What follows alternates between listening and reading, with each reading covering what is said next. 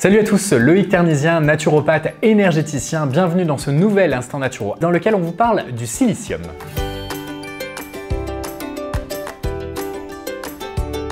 Et pour ne manquer aucun épisode de l'Instant Naturo, n'oubliez pas de liker, partager et surtout de vous abonner à notre chaîne. Avant d'aller plus loin, qu'est-ce que le silicium? Son nom latin vient de silex, silice et de ium qui veut dire métal. Il est connu depuis l'Antiquité mais a été isolé seulement par un Suédois en 1823. Il est présent dans les pierres, le quartz, la céramique, les puces électroniques, les animaux et les végétaux, donc chez les êtres humains. Car pour ceux qui l'auraient oublié, nous sommes des animaux. Louis Pasteur disait que le silicium était appelé à révolutionner notre approche thérapeutique. Il existe sous plusieurs formes, mais c'est le silicium organique qui est beaucoup plus assimilable et biodisponible pour le corps. C'est-à-dire qu'il est biodisponible à 70% alors que le silicium minéral ne l'est qu'à 10%.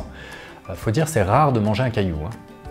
Le silicium n'existe pas à l'état libre sur la planète Terre, il existe sous forme d'oxyde ou de silicate. On le trouve dans l'écorce terrestre, l'écorce de la Lune, sur Mars et même sur le Soleil. Des fois que vous ayez envie de faire une petite rando sur le Soleil, on sait jamais, mais je vous encourage à prendre une petite couverture thermique. Il est un peu isolante. Moi je dis ça, je dis rien. Le problème chez l'être humain, c'est que nous sommes tous carencés en silicium car nous ne consommons pas assez de végétaux.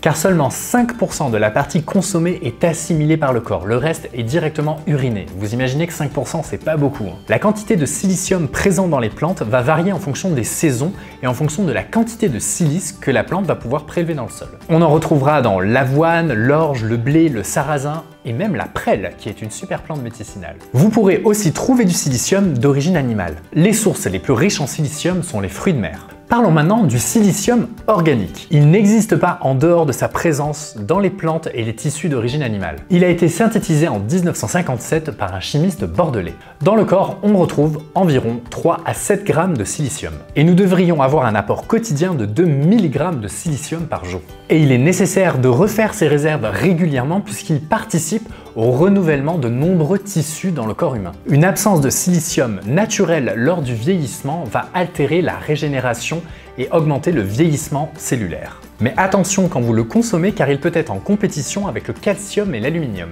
C'est pourquoi le silicium est capable d'éviter une trop grande intoxication en aluminium. On dit qu'il est capable de chélater les métaux lourds, c'est-à-dire en gros de leur montrer le chemin de la sortie. Premièrement, le silicium va participer à la solidité et la souplesse du cartilage et des articulations. Ensuite, il sera intéressant pour la solidité et la bonne santé des vaisseaux sanguins. Et troisièmement, le silicium participera à une très bonne santé et tonicité de notre système immunitaire. Quatrième point intéressant, le silicium participe à la bonne santé de la peau et des phanères, c'est-à-dire les cheveux et les ongles. Donc plus les cellules de la peau contiendront du silicium, plus cette dernière sera belle et souple. Et la cinquième action, mais non la moindre du silicium, c'est de rebooster votre énergie. Elle est donc primordiale pour le fonctionnement des mitochondries. Ce sont des bactéries primitives qui sont en charge de créer toute l'énergie de votre corps. Car oui, il y a des millions d'années, il y a une bactérie feignante qui a regardé une bactérie qui bosse, qui a dit « Toi, je vais te manger et tu vas travailler gratis pour moi ».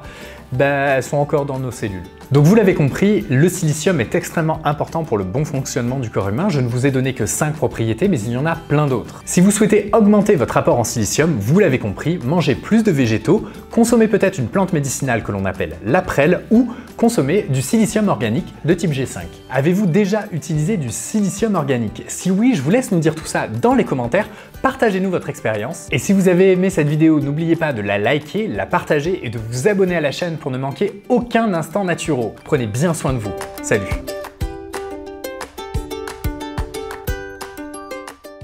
Et des articulations.